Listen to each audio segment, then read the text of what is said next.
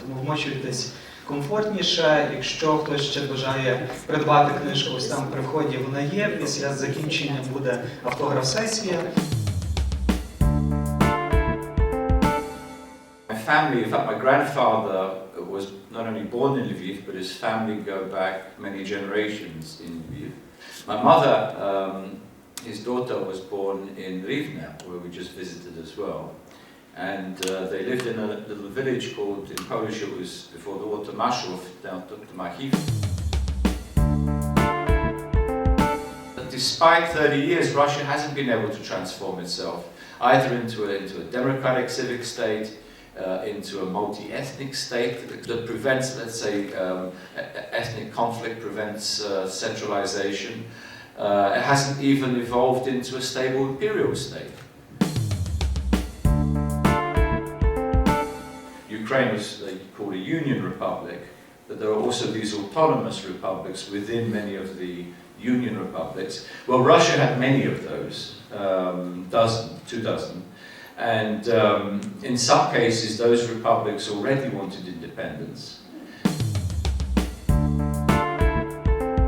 We're witnessing this now, and we haven't yet had the Ukrainian counter-offensive, right? We're already witnessing these power struggles, these criticisms of not yet Putin, because you don't criticize necessarily the top guy until the last minute. What you're trying to do is to encourage those around him to either remove the top guy or to change his policies.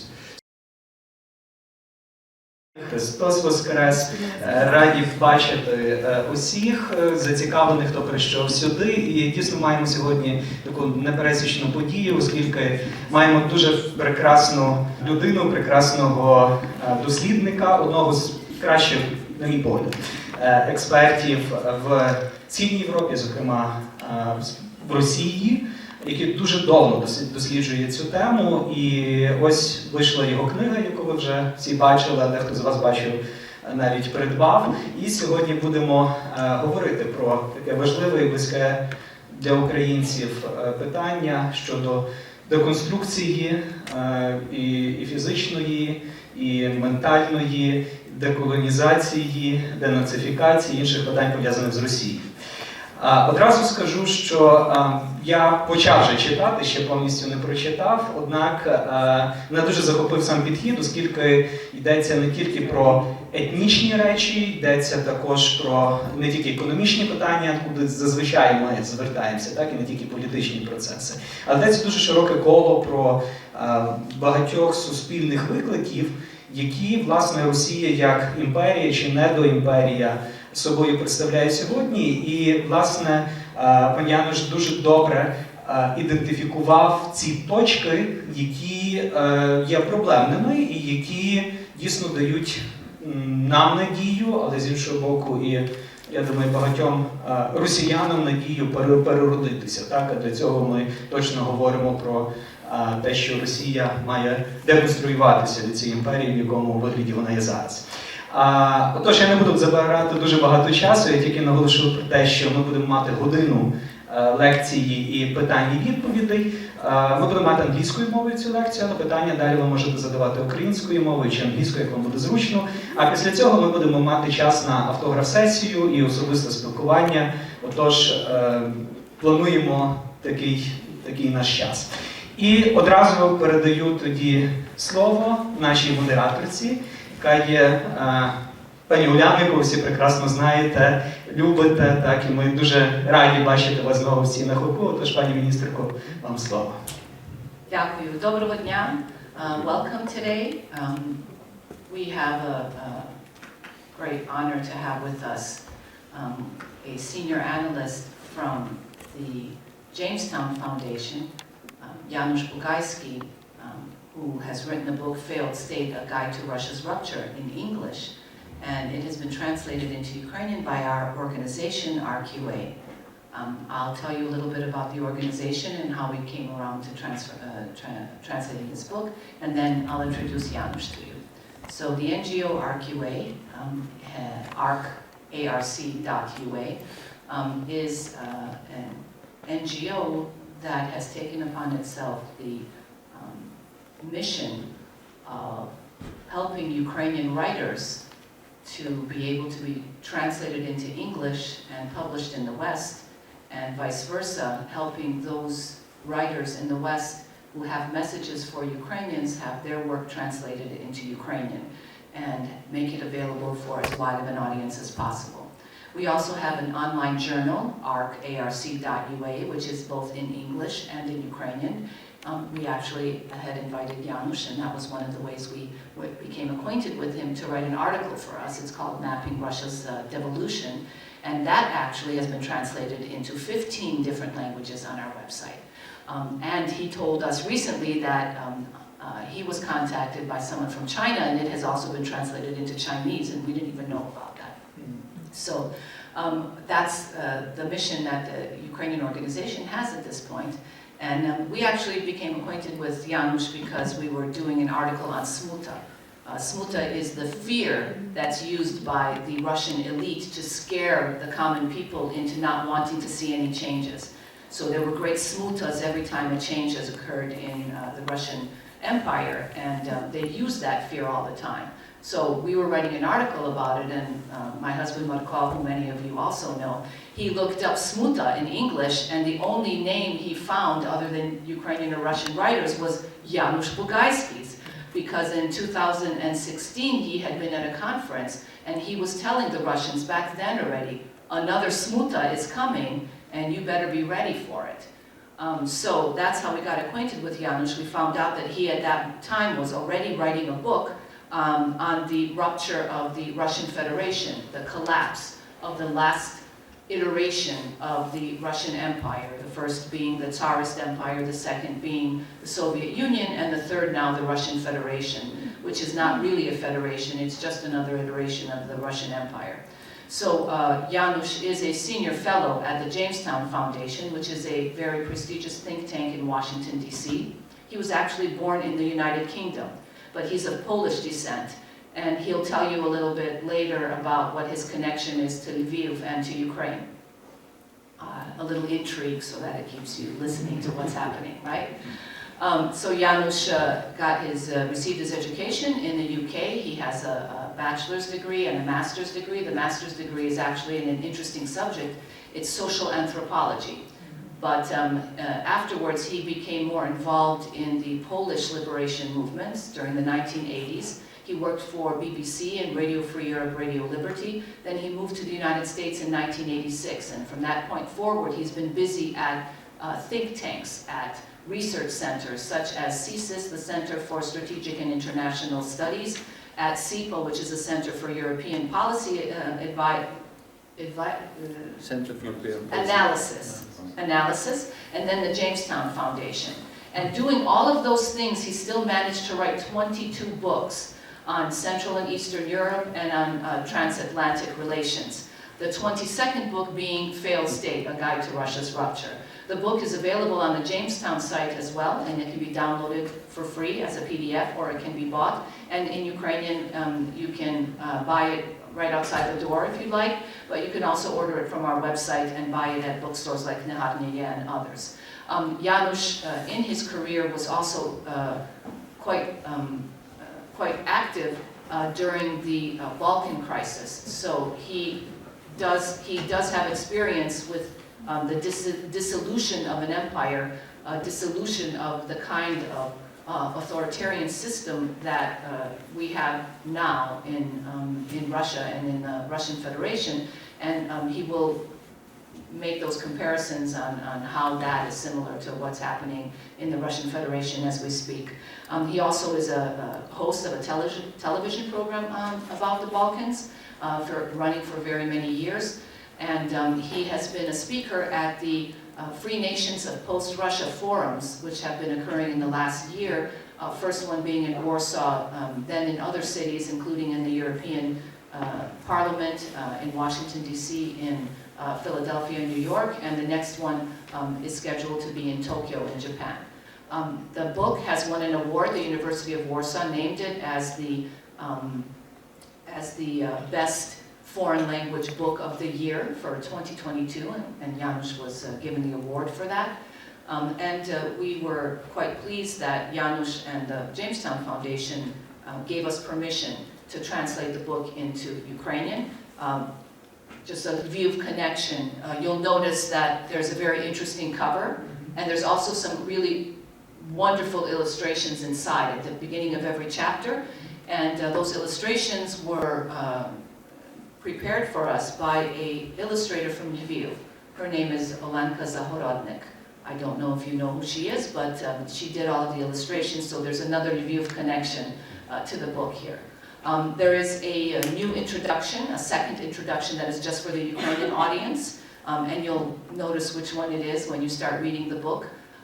It's written collectively by the team at our organization, RQA, and I think that once we get the book translated into Russian, which is already in the works, which we're publishing in Russian as making it an e-book as well, we need to get this book out not only in the West and in Ukraine, but we need those peoples who now live in the empire, which is called the Russian Federation, to have access to this book that Janusz has written.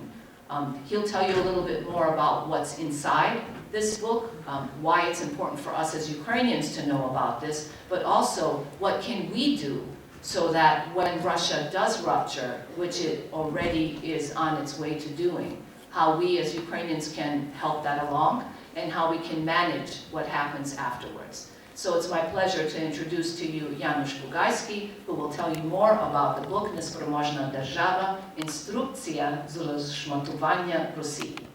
Fellow Lvivians, it's good to be home again. I'm going to be a spoiler. You mentioned I'm going to say at the end about my family background. Maybe I'll start with it because it will put me in context as well. My family, in fact, my grandfather was not only born in Lviv, but his family go back many generations in Lviv. My mother, his daughter, was born in Rivne, where we just visited as well. And they lived in a little village called, in Polish it was before the war, Tomaszów, down to Machiv in Ukrainian. And my family were deported to Siberia in the second wave of deportations by the Red Army. So I was first back in 1990 to Ukraine before independence. And I did visit the village, I did meet the locals who remembered my family, and remembered all members of my family, and didn't want to let me go, and said, you're the first member of a Polish family that was deported that came back, because there were also Ukrainian families, particularly the Catholic Ukrainian families that were deported. And I remember taking a little bit of earth and took it back to my mother, so she could she could recollect the good times, let's say, before the Bolsheviks came, before the Russians came. And lastly, before I start on this description, when I did come, it was actually May 1990, which was just a few months, if you remember, before the dissolution of the Soviet Union. So I'm hoping it's an omen that I've come in May, now 2023. In a few months' time, we're going to really be seeing the acceleration, I would say, of the rupture of the so-called Russian Federation. So that's my stake, if you like. That's my bloodline. But here in Ukraine, we've been in several cities promoting the book, and thank you again to, because I won't have a chance after this, to Marco and Juliana for making all this possible. First of all, Marco contacting me, and then publishing the first article. And I tend to write very fast. If I say I'm going to finish a book by a set date, I tend to do it. I don't delay. So I was very happy that I actually finished the book before the invasion, the full-scale invasion began. Although I wouldn't change a single word. I added a few words because I think it's accelerated the process that I was already writing about, I was already seeing in Russia. So let me just make a few points, and I'll refer sort of to my notes here, a few points I think are worth bearing in mind. And we have a map up, and I'm going to refer to this in a minute. I think first I would say a very important point is to bear in mind that 30 years, I mean it's 33 years since the Soviet Union collapsed, and the Russian Federation as one of the 15 Union republics was created. At that time, it's important also to remember that there were other parts of the former Soviet Union, in other words, autonomous republics, as they used to call them, the communists. Ukraine was, they called a union republic, but there are also these autonomous republics within many of the union republics. Well, Russia had many of those, 2 dozen. And in some cases, those republics already wanted independence. And that was before we knew what sort of structure Russia would evolve into. At that time, there was hope there would be democracy, that it would be integrated with international institutions, that there would be economic growth, prosperity, and so forth. But even then, if you remember, Chechnya voted overwhelmingly to leave for independence, as did at one point Tatarstan, and the Tatars are the second biggest population in the Russian Federation. I'll show you the map a little bit later. And other parts of the Russian Federation, other republics, and even some regions declared their sovereignty. In other words, devolution of powers, greater self-determination, greater control of their own finances, of their resources, particularly the richer regions, in the Urals, in parts of Siberia. But that was quashed by Yeltsin as he, let's say, started the process of eliminating federalism in Russia. And this is one of the things I talk about in the book, how federalism has been eviscerated. And for Russia to call itself a federal state is like Zhirinovsky calling his party the Liberal Democrats. For those of you who know Zhirinovsky, no longer with us, but the party's still there.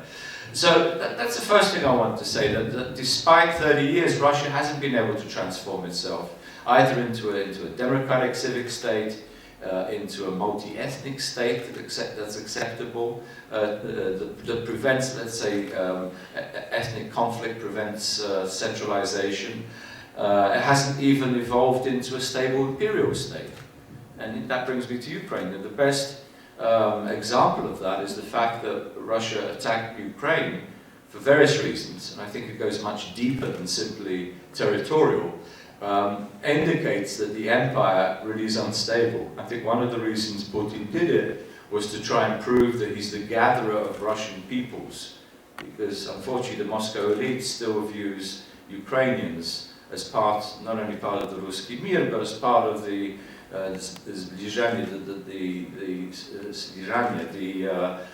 three East Slavic peoples as really being one nation, and with the Russians being in the dominant role. So that's the first point. Secondly, I would say the war itself has exposed these very things I'm talking about. In other words, it's exposed Russia as a weak state, as a failing imperial state, as an aggressor state, and also as a state that does not recognize the borders of neighboring countries, particularly as we see with Ukraine.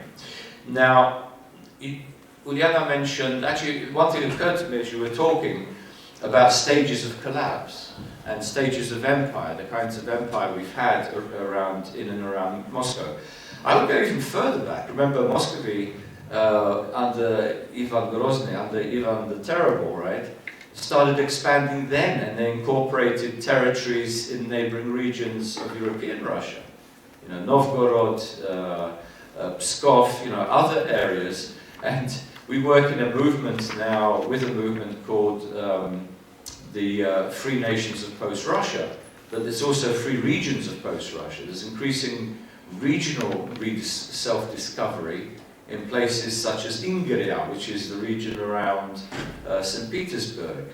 Krulevets, I think, formerly Kaliningrad, is going to... What's the Ukrainian name for Krulevets? What would it be? Same, more or less. You know, the Polish government officially announced a couple of days ago that it no longer recognized, because Kalinin was one of the signatories of the documents that authorized the mass murder of 22,000 Polish officers, priests, officials, and so on and so forth. So it's another example of a region. Sorry, got out. It's another example of a region that will have, I think, increasing. Is that one on? Yeah, it's another example of a region outside of the Russian republics, or the republics, autonomous republics within Russia, that will move I believe, towards independence. And there are many other such cases. In particular, I would say in the Far East, in Khabarovsk and Vladivostok, where there have been already protests in the past against the central government. I think we're going to witness more of that. Yeah, so going back to what you were saying, so really if we go further back, we'd say the first iteration of the Russian Empire was really the Principality of the Duchy of Moscow, or the expanded Ruski state in the central part of European Russia. The second was, of course, the creation of the Tsardom, the empire. The third was the creation of the Soviet Union. The fourth was the creation of the Russian Federation. And I'll come back to this in a minute, which was something my book touches upon very strongly, is that we cannot allow this, let's say, window dressing of democracy or multi-ethnicity to continue, because underneath that is a bear that's rapacious and somehow it has to be declawed. So the war, the next point I want to make, the war has unearthed all the weaknesses of Russia, and I talk about this in the book.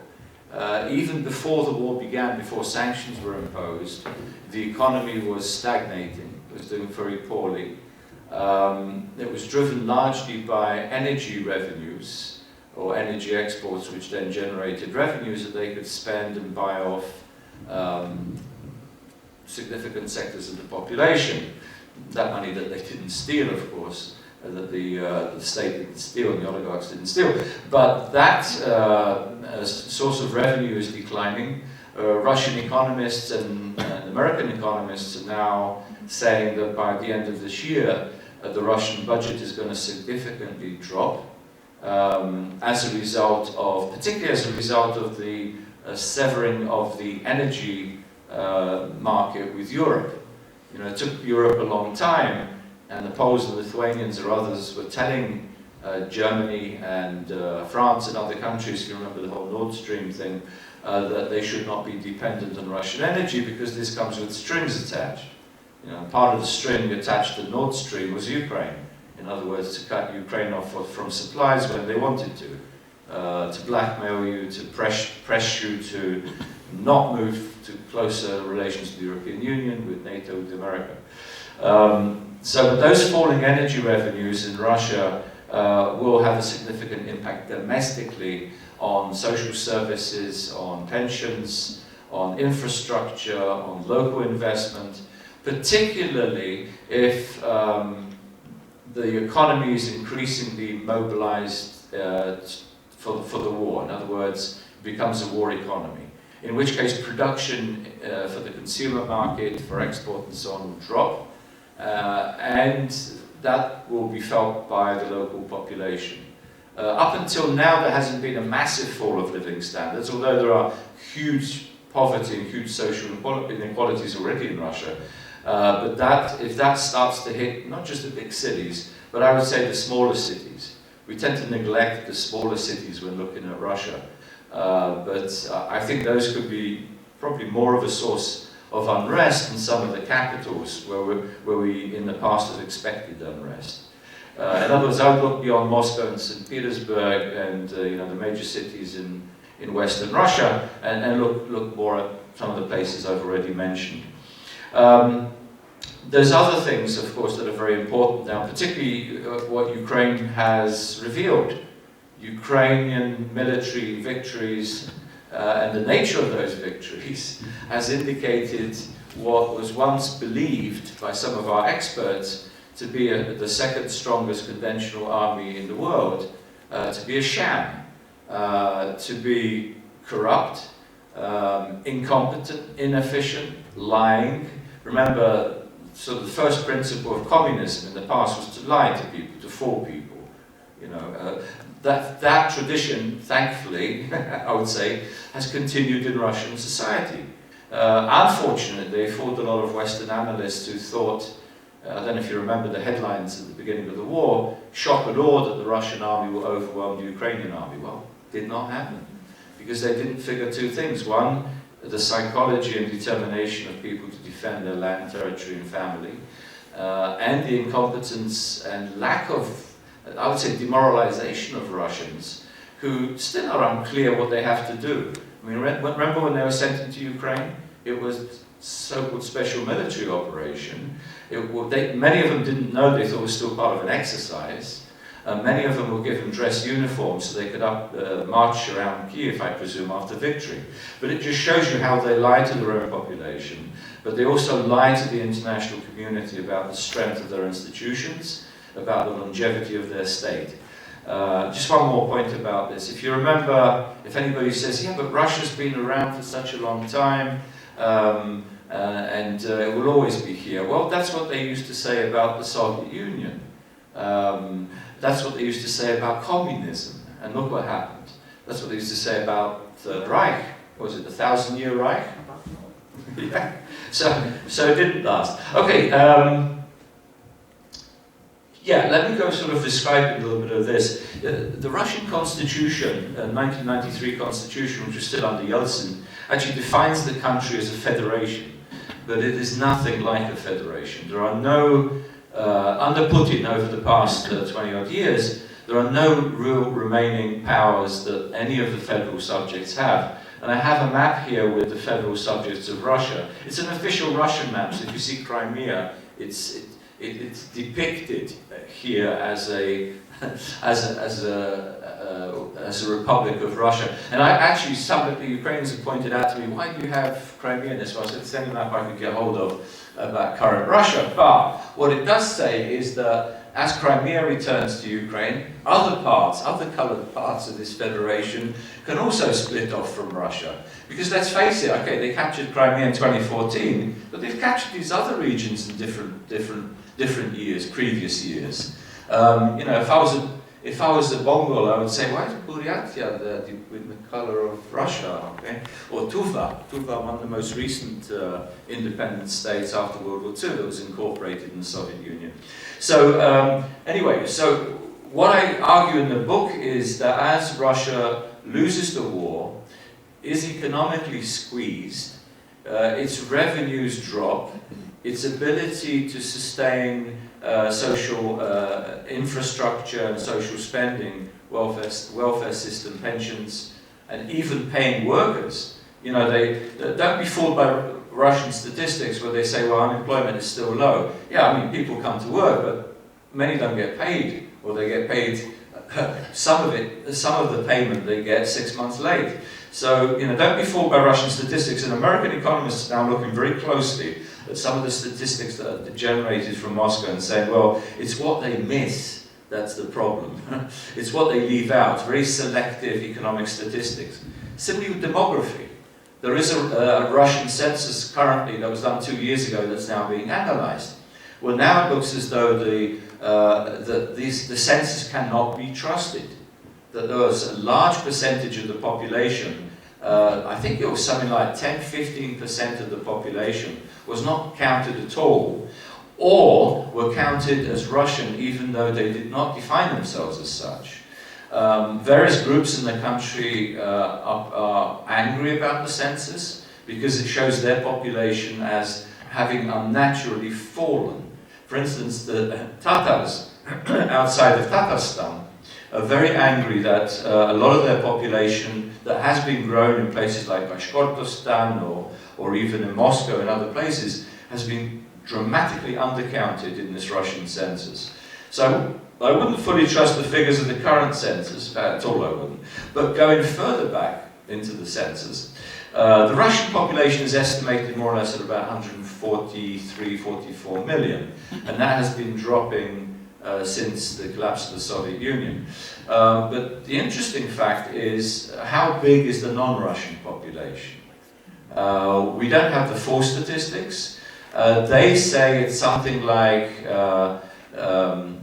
25, maybe up to 30% of the population at the most.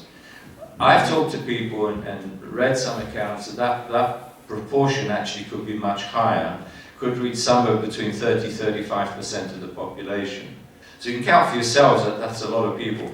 How many million that would be? Mathematicians amongst, I can't remember off the top of my head. But a more important factor, I would say, is where the Russian population is dropping and where the non-Russian population is rising. And if you look at the map, there are 22 republics, and I'm not including Crimea, where the Russian population, 14 of those 22 republics where the Russian population has been steadily falling in previous censuses. And not only falling, but under 50% of the population. The most significant, I would say, of course, is in the North Caucasus.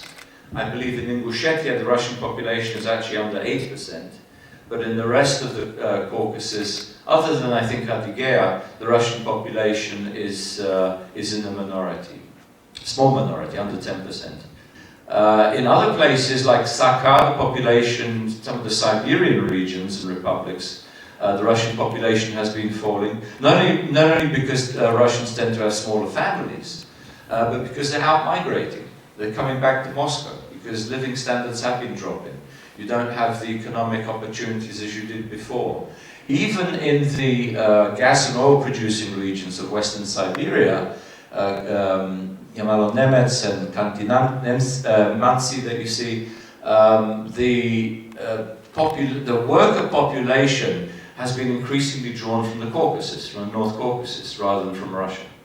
There was a very good study of this actually quite recently, if anybody's interested. But anyway, the point I make in my book is that one, Russian population is falling. It's falling in very significant proportions in very strategically positioned places. Secondly, there are, let's say, regions of Russia in which the local population may be officially defined as Russian, but there's a growing sense of regional identity. And we saw that actually when, in previous occasions, when the Tsarism collapsed and you had several separate Russian republics that were being formed in the Urals, in Siberia, in the Far East and so on. And we saw this after the collapse of the Soviet Union, where, again, Ural Republic, Siberian Republic, Far Eastern Republic were either proclaimed or they declared their sovereignty and wanted much greater say and control over their resources, over their budgets. So the point I'm making is that one should not assume that the Russian population, or the population of Russia, of the Russian Federation, is a monolith. In addition to those non-Russian ethnic groups, non-Ruski ethnic groups, there are regional Russian populations in Siberia, in the Far East, in the Far North, Pomors, who do not necessarily consider themselves as the way Moscow considers Russians. In addition, there's a lot of intermarriage in those regions, either with indigenous people or with deportees and settlers from other parts of the former Russian Empire. And this is where I think Ukraine also comes in. As you know, there's a lot of Ukrainians that over the generations have been deported to Siberia. The Green Klin, there's I think 3 Klins, Paras knows them all. Wedges, in other words, where there's a substantial Ukrainian population that hasn't been able to express their national identity, where they haven't been able to gain the education that they need, where they haven't been able to use the local language or publish in the Ukrainian language or publish in their language. So this is another, I would say, area in which Ukraine has to be more active vis-a-vis the diaspora in the former Russia, in the post-Russian world. Because these people, I think, will be reaching out to Kiev, to Ukraine, to you, to Lviv, for support, for help in developing and rediscovering their Ukrainian identity. And I would expect as Russia begins to weaken and as this confused Ruski identity becomes even more confused, what is the boundary of the state? What is their identity? What is their history? I think this would be a great opportunity for Ukrainians and others, Belarusians and Poles and others that have been deported, to rediscover their identity. Next point I'd like to make is what I consider to be the weakening of the state at the center. Because the regions and republics will be encouraged to rebel and to move towards independence as they see that the center no longer is able to control the country. It's a natural process, and it happened in the Soviet Union, remember. It was the Baltic states that were the leaders. They broke free. They challenged Moscow. You did have some violence. If you remember, in Vilnius, capital Lithuania, there were attacks on the protesters, and I think it was 12 or 14 unarmed, peaceful Lithuanian protesters were killed by the Red Army, which led, of course, to the Lithuanian government, and I was there actually during that time, barricading itself in the parliament, expecting another Soviet attack, Russian attack, with President Landsbergis, an amazing guy. But they were the first. The Baltic states were the first to secede, to declare their independence, to restore their independence. And others either followed suit, particularly when this attempt to terrorize the Lithuanian population failed. You know, the murder of these civilians in old Soviet times would have been followed by mass murders, mass capture, mass deportations, as the Baltic states have witnessed over the years. Instead, the center was seen to be weak. The center was wavering. The center wasn't able to exert the full repressive apparatus to maintain its control over these republics. That encouraged not only the Baltic states to reinforce their independence, but also encouraged other republics, Armenia, Georgia, Central Asian republics, Azerbaijan, Ukraine, of course, even Belarus. I think it came to Belarus by default. I think somebody wrote an article at one point, independence by default. In other words, where else can we go? And of course, nobody wanted to, or very few countries wanted to create any kind of post-Soviet structure that would imitate and continue the old Russian domination in a new format. So this whole Commonwealth of Independent States was really dead as a doormat, as we say, even after it was launched. And however, as you know, I'm not going to go into the history, under Putin they've tried to restore their empire, and I think the act of trying to restore it, paradoxically, is going to be the last act of imperial aggrandizement. And paradoxically, Russia trying to destroy Ukraine has ended up in Ukraine helping Russia destroy itself. So, power struggles at the center, I think we're already witnessing, going back to the weakness of the state. Power struggles at the center between rival security factions, between the Russian military, particularly the defense ministry, Mr. Shoigu, and the head of the Prigozhin, the head of the Wagnerite organization, his private army that Putin helped to create, but he's become a bit of a monster, which actually made what the Russian army from being the second strongest army in the world, I think it was a Ukrainian joke, it became the third strongest army in Ukraine. But these power struggles I think we're now witnessing, even in the last couple of days, and as we spoke earlier, I think there's a major information war going on now about the counteroffensive, when, what, how, why, where, and the more you keep them guessing, the more you keep them confused, the more you're going to create more panic you're going to create, and the more conflicts you're going to create between different institutions, different siloviki institutions in Russia. So I would add this, that the power struggles are not only going to be manifest at the center, but for me it's equally interesting how this is going to happen between the center and the regions and the republics. Because a lot of these all the regional Republican heads were appointed by Moscow. In other words, one of the things that Putin did was to stop all kinds of elections. They have this filter system, but basically it's whoever is approved by the Kremlin. What I do think is going to happen, it sort of mirrors what the communists did, if you remember. You know, they picked, it was all decided by special parts of the Central Committee which party secretary would be the head of which party and in which republic, in which autonomous region. So what I'm saying is, once the state weakens by economic attrition from the West and falling revenues, what I've already talked about, increasing war losses, You know, they've lost tens of thousands, if not close to 150 to 200,000 people. I'm not even including a lot of the incapacitated, wounded, missing in action. That's gonna rebound in the regions. Remember, there's the poor regions and the non-Ruski regions that have been given their guys to fight and die for this empire. So if the state can no longer win a war, if the state can no longer provide economic wherewithal, if the budget is falling so the state can no longer provide welfare, there's no longer foreign investment coming in, there's no opportunities, no real economic opportunities. And in fact, now I would say most of the skilled labor force has left the country, or you know, the huge exodus of Russians. Given all these factors and the fact that the regions are going to be increasingly squeezed to fund the war effort, in other words, their budgets are going to be cut even more. That sounds familiar. Their budgets are going to be cut even more to accommodate the Muscovite war machine.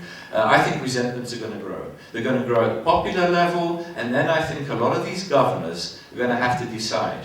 Are we siding with the people for these republics?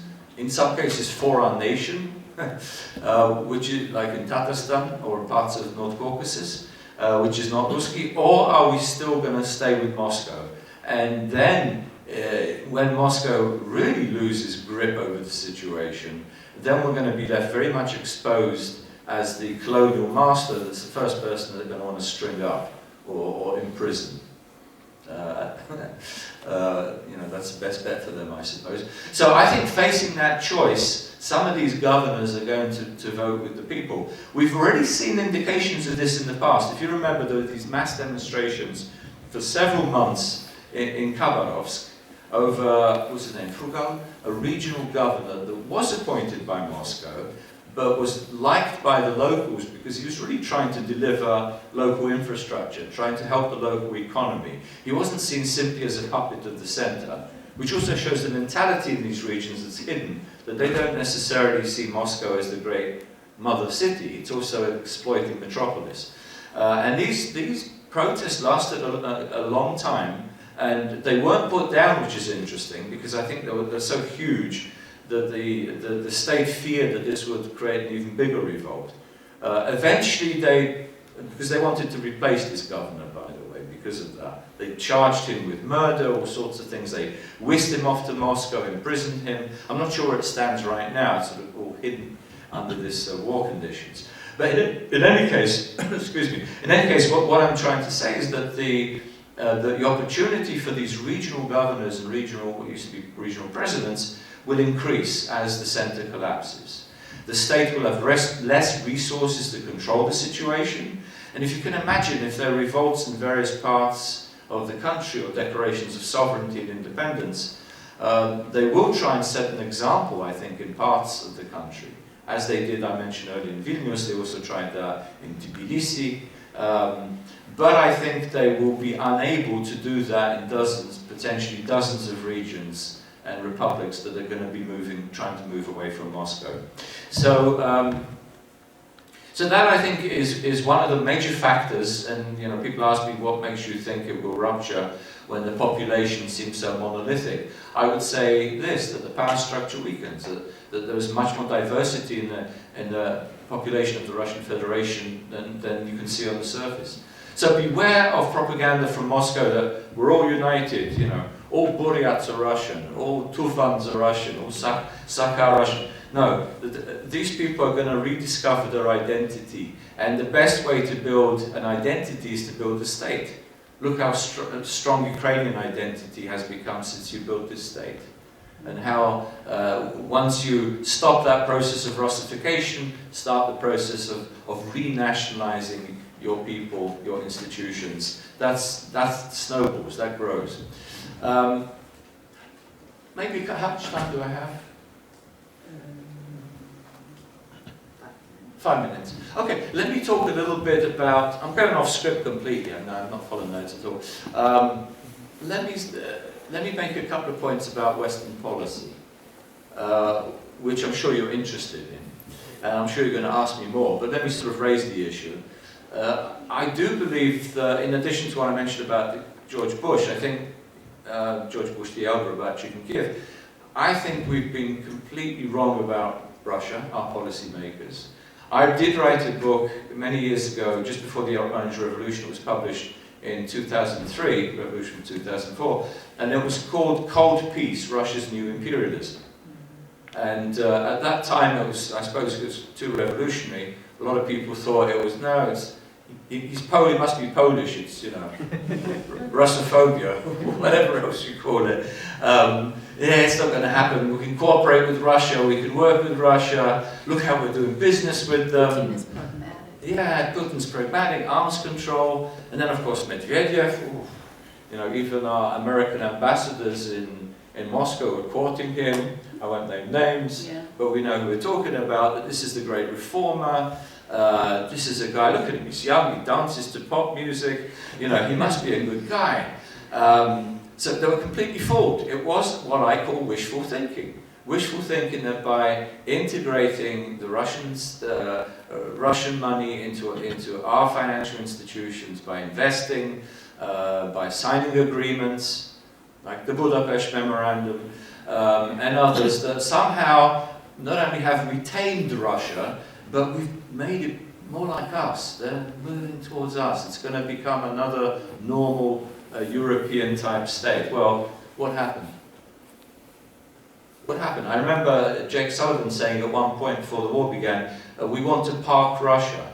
Well, where did Russia park itself? On top of you, right? In other words, we were so wrong about Russia that we neglected not only what Russia was, but also the defense of Russia's neighbors. Thankfully, and you know, our institution, the ones I used to work with, and I used to work with Brzezinski in the past for about 30 years, we were pushing for NATO membership, NATO enlargement or inclusion of all the Central East European states. And at that time, even I was, even Spig always was a little bit hesitant about this, I was also pushing for Ukraine's membership in NATO. Because I thought that would be the best deterrent against any future attempts at re-imperialization vis-a-vis the Ukrainian nation. Unfortunately, I think the West failed Ukraine, even though the 2008 Bucharest summit stated that Ukraine should be, or sorry, that Ukraine will be a member of NATO. If you read it, that's what it says. But we didn't take any steps in that direction. Granted, at the time also, and I'm being absolutely fair, the Ukrainians, I remember attending a press conference in Kiev, I think it was probably about 2010, 11, I was pushing for Ukraine, go for NATO membership, apply, you know, go for the membership action plans like all the Balkan countries did that got in. Move forward, tell us what you want, tell us that you need for your security. It was difficult to convince the government here and many of the political forces. So even the Ukrainians, I would say, here were fooled by the idea that they could work with Russia. And that is equally tragic. But you know, that's for you, for the future, to analyze what went wrong in independent Ukraine, why you didn't push sooner for NATO membership. I was pushing for it. There were friends of mine, colleagues of mine that were pushing for it, because we knew what it would mean. We also failed, of course, Ukraine on the eve of the war by not supplying the weapons that it needed to defend itself, or even, I would say, to deter Russia's full-scale invasion. But I do remember talking, I don't consider myself a Russian military expert, but far from it, thank God I'm not, because I would have been fooled. But I remember just before, well actually 2 years before the war began, I was saying that something's coming. Something smells funny. They're preparing something against Ukraine. To deter them, we should arm Ukraine to the teeth, give them everything they want. Don't be afraid, it's going to take them a while to prepare any kind of invasion, but I smell the policy changing here, that it's becoming, you know, sharper.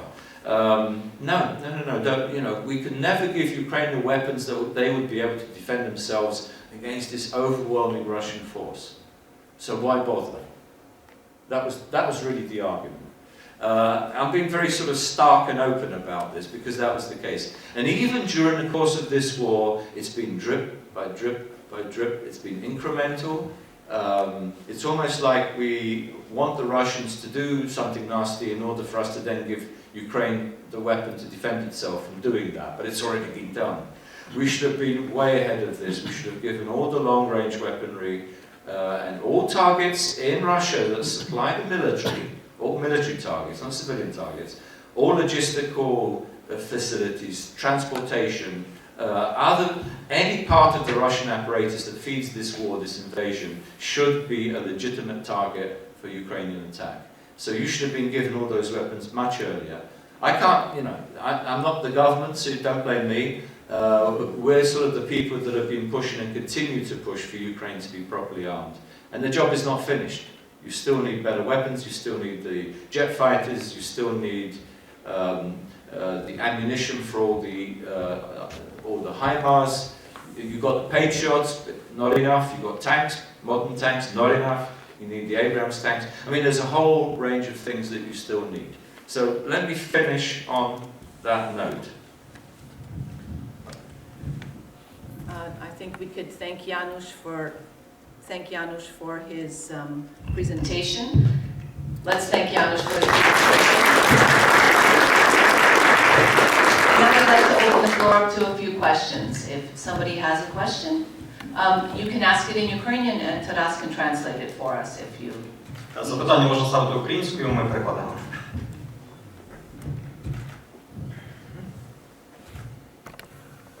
Yes, thank you for your interesting lecture. I hope that the book will also be interesting. So, I will state something and I would like you to comment on that. Maybe I'm not right. So, I'm afraid that by having such public discourse that Russia is going to be dismantled or is going to collapse by itself, it actually allows Russian government, Russian authorities to securitize this issue and make their society to be more united. To say that, look, they want us to be destroyed, and they would refer to the collapse of the Soviet Union, saying that you saw what happened after the collapse of the USSR. It became worse. So imagine what could happen if Russia collapsed. It would be much more worse. So we must unite around our president, support operation and so on and so forth. So how would you respond to such argument? Yeah, it's a good question. I do get asked this, as you can imagine, at different conferences. First of all, I would say that they're going to say this anyway, regardless of what I say or what you say or what the American administration says. The best example, I think, is this idea that NATO is a threat. We've been trying, literally, for 20 years. And I don't know if our people are naive or what, but they keep publicly saying, we've talked to the Russians, that we explained to them that NATO is not a threat. I said, well, that's idiotic. Don't you understand that they need that threat? You know, regardless of what you say, regardless of what NATO is not an aggressive organization.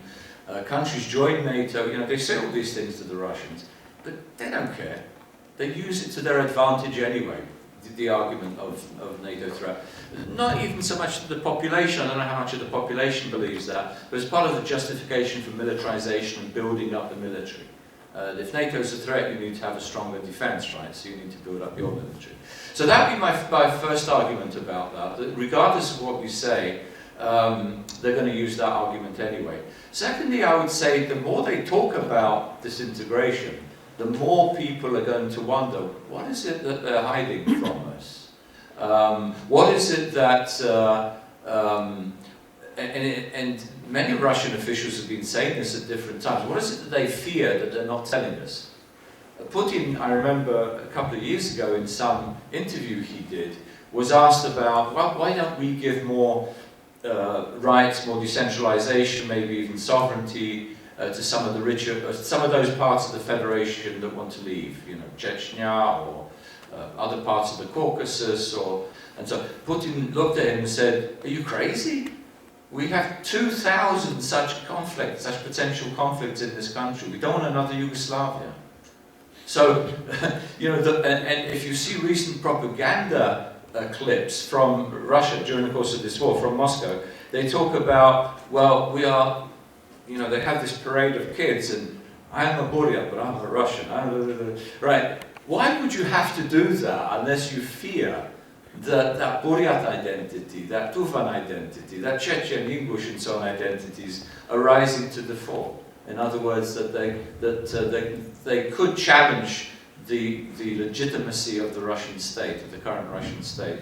Another argument I would make is that we should actually be reaching out to some of these regions and republics. We should be talking about what we want to see in Russia, or how we want to help people in Russia, citizens of Russia, be able to you know, have democracy, pluralism, self-determination, federalism. I'm all for genuine federalism in Russia, but let's have them talking about it. Because that itself will point out that this is not a federation. It will give examples from other countries such as the United States. You know, we need to show them not to think of the population of the Russian Federation as a mass of sheep, which is, I think, what Moscow really wants you to think. Which is how they fall, I would say, many of the administrations in the West. That, you know, the Russians will never change, they respect strong leaders, they follow blindly, they're all drunk all the time. Okay, you know, if you want to perpetuate these stereotypes, fine, you're helping the empire to hold it together. What I'm saying is, give them more information about their chances, their opportunities, if they shake off Moscow. They'll be richer, they'll be safer, they'll be securer, they'll have better relations with neighbors, they won't have their guys sent to the front to be butchered. You know, this I think is a very strong argument. And remember, during Soviet times, we had radio stations. I worked for Radio Free Europe. Sweet. So I've used up this microphone already. I used to work for Radio Free Europe, and you know, we were broadcasting information to very closed societies. You know, I mean, oftentimes you couldn't just travel there. Or maybe you could, but you'd be very closely watched, like when I used to go to Poland to visit family. But we managed to get information in. We managed to tell them, which is another part I didn't mention, to tell them what it is that Putin is lying about, what the Kremlin is lying about the weakness of your economy, about the mass corruption, how they steal from people, how they send your kids to die for nothing, to keep the empire together. So anyway, I mean, this is how I answer this. By staying silent, by denying, we actually help them more than if we say what it is that we would like to see in Russia. Thank you. I just want to add something because I'm, you know, very cognizant of every single page, word, comma, and quote in the book because we translated it. The book isn't about helping or causing the dissolution of the Russian Federation. It gives the picture that it's already happening. It's happening. And really what the book is about is it's happening, this is why it's happening. These are the scenarios how it could unfold over time, and we need to be ready for it. Right. So it isn't that it is pushing for the dissolution, it's we need to be ready for it, as it was with the Soviet Union. When the Soviet Union fell apart, the West wasn't ready for it. It kept thinking, wishful thinking, it's not going to happen, we don't have to worry about it. And that's not the right thing to do. That's putting your head in the sand and ignoring the reality around you. And one of the things that Janusz finds in that, you know, the people in the Free Nations of Post-Russia forums find is that in the West it's very hard to get it through their heads that it's already happening and it's going to happen, so be ready for it. We're not asking you to go into Russia and break it up. We're saying it's going to happen, so be ready. Instead of doing what it did with Ukraine and the nuclear weapons, giving them all to Russia, have a plan.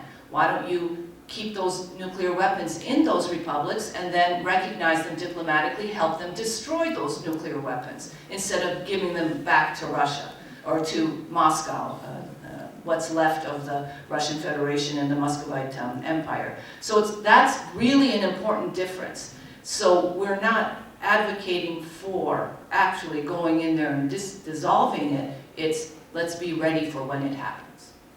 Right, exactly. And just add one more thing. What you're saying is what the Russian elites are saying about the West.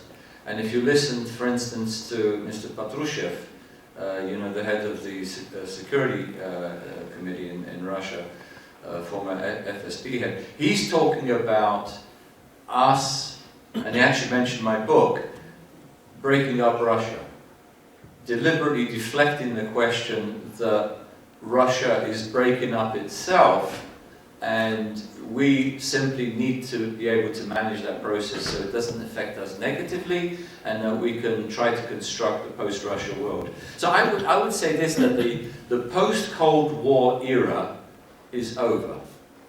But the problem is that many Western leaders still do not understand that. And the new era, the post-Russia era, is going to be very challenging. And for that we need to prepare. First of all, thank you for your lecture. I would like to ask maybe something connected to what you previously said.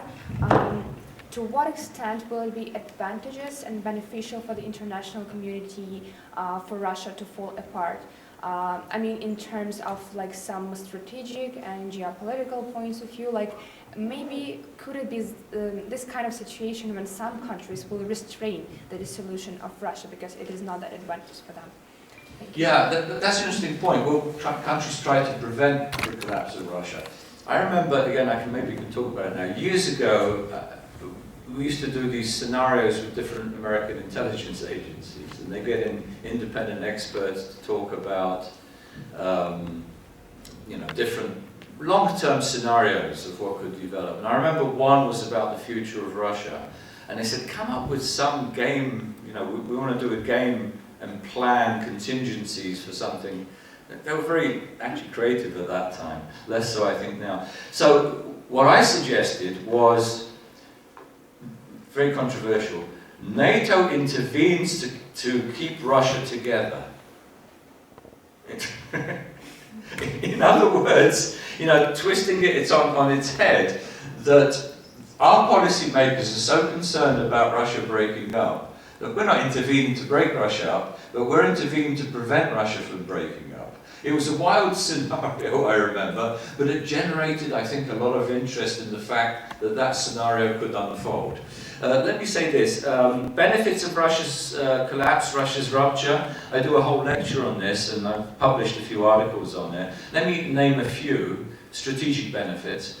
First of all, I think it would make the entire eastern front of NATO, eastern flank of NATO more secure, because a collapsing state or a shrinking state or a state that's so focused on its internal problems is less likely to be hitting out at neighbors. It may still, you know, it may still stage acts of sabotage or terrorism, but it's certainly not going to try any kind, won't have the capabilities actually to stage any kind of military interventions. That in itself, you know, if you have security, as you know, in Ukraine, without security nothing else moves, right? With security you can have greater economic development, investment in these regions, the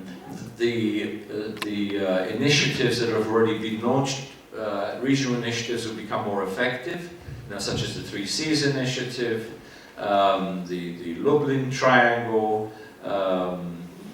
Visegrad, you know, the connections, the British, Polish, Ukrainian connection. I think all these initiatives are going to bear more fruit. And I think investors are more likely to come in from America and Japan and Korea and so forth when they see that the region is more stable. Another benefit, I think, immediate strategic benefit, would be in the Western Balkans, which is an area I work very closely. Because as you know, or if you know, Russia is very active, the Russian government is very active in undermining the stability of the Western Balkans. And it uses Serbia largely as a proxy in that destabilization process, to such a degree that the Serbs have even developed a sort of mini Russian world. The Ruski Mir, they have the Srpski Svet, which is the Serbian world, with the same sort of premise that all Serbs have to live in one state, that Montenegrins are really Serbs, you know, it sounds familiar. But I think that is going to be undercut as Russia ruptures. In the South Caucasus, I see huge benefits. Remember, it's Moscow that's been stirring conflicts between Yerevan and Baku, and then pretending to mediate it in order to be present militarily. in Armenia, but also in Karabakh. That is beginning, I think, to weaken. And if Russia's influence vacates that region, I think those two countries, Armenia and Azerbaijan, will be able to move forward towards a full treaty, diplomatic relations, and plug Armenia into the sort of Atlantic community that I think is very important. And through Azerbaijan, of course, the energy corridor from the Caspian Basin into Europe.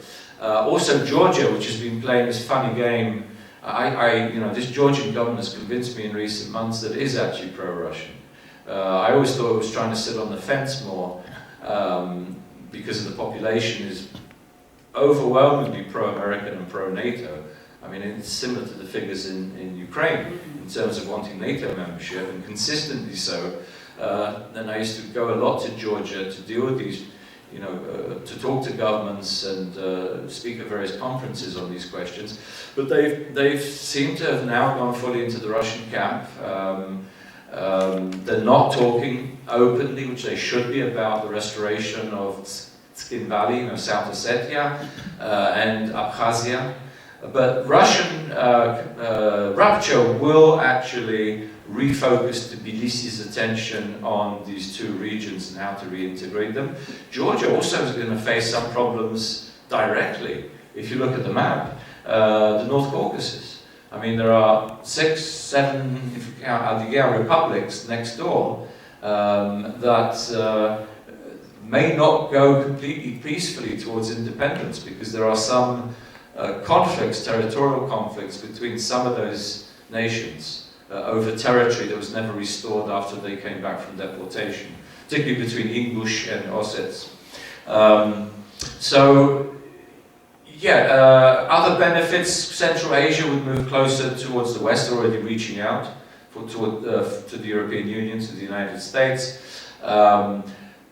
The Chinese fact, I'm sure someone's going to ask me about China. I think China will try to benefit from Russia's rupture. I don't think China's going to defend the... China's not going to take the role that I invented for that gameplay, in other words, of trying to keep Russia together. Far from it. I think China's going to try to find ways in which it can benefit from Russia's rupture by more direct access and control over resources in Siberia, over even territorial claims in the Far East, as well as the Arctic route, which they want either to control or not to have to be answerable to somebody else in the passage of their goods and military.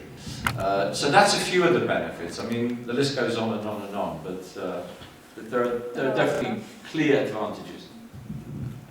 Yes. Thank you so much. I have a question regarding what if this scenario will be opposite to what we are talking about now. What if this war, for instance, Putin managed somehow to stop this counteroffensive operation, says to his people that we're not going to win because of many internal enemies, so I will kill anybody who will be against me. So he's strengthening his power. He, for instance, so it's new Stalin regime, new 37 year, etc., even worse than it's now in Russia. And he continued to destabilize Ukraine, rocket strikes are continuous, so we are not joining NATO, we are not joining EU, because we are under war. So basically, he can go, we can see how now Georgian government is afraid of being in conflict with Russia. So he can go to Kazakhstan, to any other country and say, you want to have Ukrainian consequences if you don't cooperate with us or you are not under our agenda. Will West have some, or no, or is West have some plans, has some plans for that scenario? Because I don't see how they can fight with this, even if they do not allow us to use weapons to strike Russia while Iranian drones are killing civilian people during 1 year. So, and we do not have right, please do not attack Russia, because he will use nuclear weapon. So I am not so optimistic about Russian. So I don't want to say that you're wrong or something. I think that West and many Western governments are very relaxed, and they already think that we're gonna win and Putin gonna lost his power, blah blah blah. But for that, I don't know how many thousands of Ukrainian people gonna die to achieve this goal. So this is not so clear for me. Yeah. What do you think about this? No, it's an excellent question, and I agree with a lot of what you're saying. Even if let's say Ukraine does not win, or there's some sort of a stalemate, and the war goes on indefinitely, Russia's still going to weaken. Because, and I don't believe Putin is going to last if the war continues indefinitely. Or let's assume that he does last in some form or another. I don't think the regime is going to get stronger. They've really centralized and squeezed as much as they can out of people. They can squeeze a little bit more. Maybe they could keep going. But as I said, once they turn the economy into a war economy, productivity is going to plummet. The sanctions are going to continue. That's another thing. If the war continues, the sanctions are going to continue. If the war continues, the losses of particularly people from the poorer regions and republics is going to continue. And they're going to have to start recruiting also in the bigger cities more, which means that the war is really going to then come home to Russia. I think increasingly, and we're witnessing this now, and we haven't yet had the Ukrainian counter-offensive, right? We're already witnessing these power struggles, these criticisms of, not yet Putin, because you don't criticize necessarily the top guy until the last minute. What you're trying to do is to encourage those around him to either remove the top guy or to change his policies. So I don't see, it's a bit different under, you remember, how did Russia or the Soviet Union win World War II? It's part of World War II. It's through Lend-Lease. You know, it's through massive supplies from, basically from America. You know, without that, I don't know to what degree they would have been able to push the Nazis back the way they did. Now Russia's in a much weaker position. The other part of this is sanctions, as I said, are going to bite even tougher. Can you imagine if they continue the war, Putin is still there, this accused war criminal, despite Germany, I mean, we're getting new sanctions packages every few months. Assuming that Trump doesn't get back into office and reverses completely our policy, the American support is going to continue militarily. So I don't see any future, any positive future for Russia in its present shape, regardless of whether they win the war, draw the war, or lose the war. What I'm saying is, if they do lose the war, all those processes are going to accelerate even more. If there is a draw, those processes still will continue to accelerate. And a win, I don't see a win. I don't see them being strong enough to regain any more territories. Or even, I would say, holding on to the February 22, post-February 22 lines that they created, which they hold now. But what if China will help them somehow to survive and avoid sanctions, etc.? Or another country, you know, India or... No, these countries, I mean, India's in a different position. India has had good relations with the old Soviet Union, with Russia. It was mostly as a ploy against the Pakistan, but also more trade. They're now getting cheap energy. I mean, it's astonishing how Russians have reduced, how Moscow has reduced the price for oil and gas, what they can get to India, simply in order to sell it. But that's not fully replenishing the market that they've lost in Europe. India, no, I don't. India's not going to give military. In fact, a funny story is now India is rethinking, why are we buying these Russian weapons? They're not very effective against NATO, and other countries against NATO weapons. You know, so the Soviet, you know, it's another thing. The Russian arms trade is also going to suffer as a result. Maybe the small arms, yes, but the other stuff that they're producing, that people are going to wonder, are the semiconductors, the chips going to be missing? Do the electronics work? What if they skimped on here, you know, and then sell us as a dud? So I think the Russian export market will fall, and India is one of the big beneficiaries. It has been. In fact, last I heard was there were some orders of Russian military equipment that were due to be exported to India had been halted because they need those weapons so much to throw against Ukraine. even though they're not the greatest quality weaponry. So, yeah, India, and let me, lastly, China. China does not, China will never be a close ally of Russia, particularly if Russia creates continuous conflict with the West. China wants to benefit from that process. It wants to use Russia against the West, but it doesn't want to be drawn in by Russia into a conflict with the West. As I said earlier, Ukraine also is doing a huge service for America and for the West. It's another benefit here for Taiwan. The representative of Taiwan in Washington yesterday said that Ukrainian victory means Taiwanese victory. That Ukrainian independence means Taiwanese independence. And it dissuades China from attacking. China's going to try and benefit in various ways that I've already outlined. Sorry, when am I through? Okay, I think that would be the last question. I just wanted to add one more thing, is that you asked about NATO or EU and that Ukraine won't be able to get in because it's in a frozen conflict. I think that Janusz and I have spoken about this, and there's actually no set rule. First of all, EU has no rule that you can't enter the European Union if you're in a frozen conflict. But NATO, it's an unwritten policy, but there's no rule in NATO that says that a country cannot be in NATO if there is an active conflict or a frozen conflict on their territory. So those two items that the Russians push, again, in their disinformation campaigns are simply not true, and NATO could do it if they wanted to do it. So that's another positive for Ukraine. So I wanted to thank all of you for being here. I want to thank the Ukrainian Catholic University for organizing the event. But I'd like to give Janusz the last word, because we've had many days of discussions and sitting in the car and driving to the different cities in Ukraine and at dinners and so on. And one of the things we talked about is that in Washington, they don't have a clear picture of what Ukraine defines as victory. What does the Ukrainian government want as victory? What are those points? And Janusz has his suggestion to the Ukrainians on what victory should mean, and I think we should end on that. I'll end on that, and I'll add one more ending. Okay? Two endings. Two endings. First of all, Ukrainian victory. 3 points, 3 elements, 3 pillars.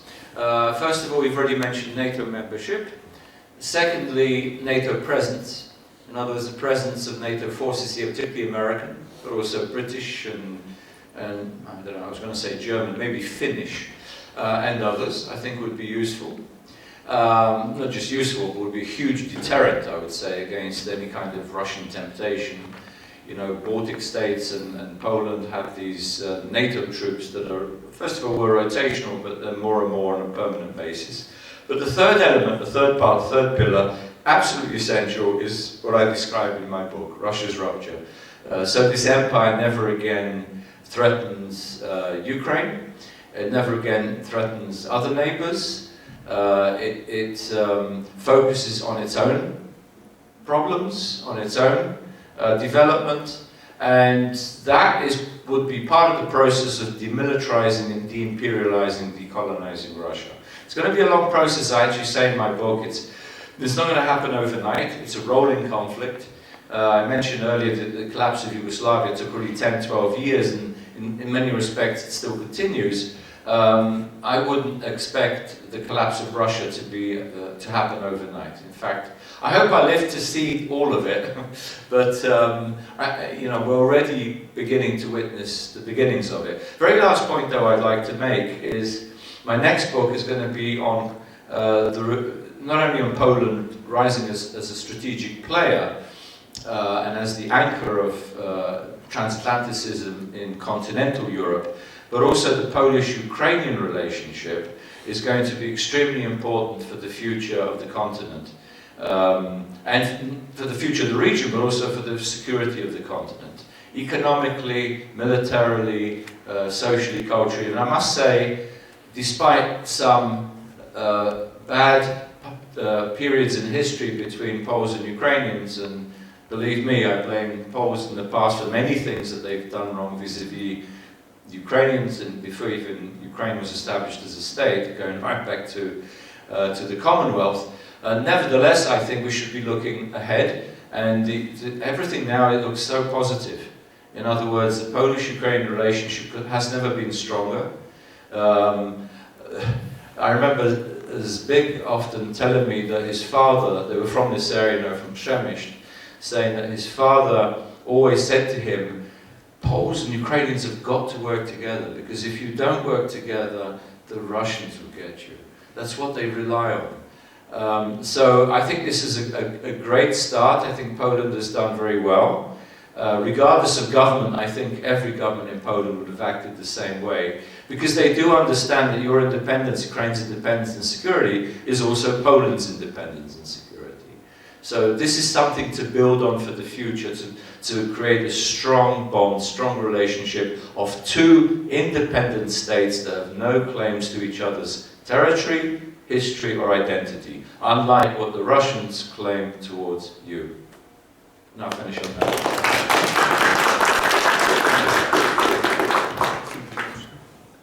So now if you'd like, you can come up to Janusz, talk to him personally, take some pictures, get your book signed if you bought the book. If you haven't, it's available outside. And once again, I want to thank the Ukrainian Catholic University for organizing the event. I'd like to thank Janusz for coming, Taras for helping us in organizing all along, and I wish us all a very swift and decisive victory in Ukraine. Thank you. Slava Ukraini!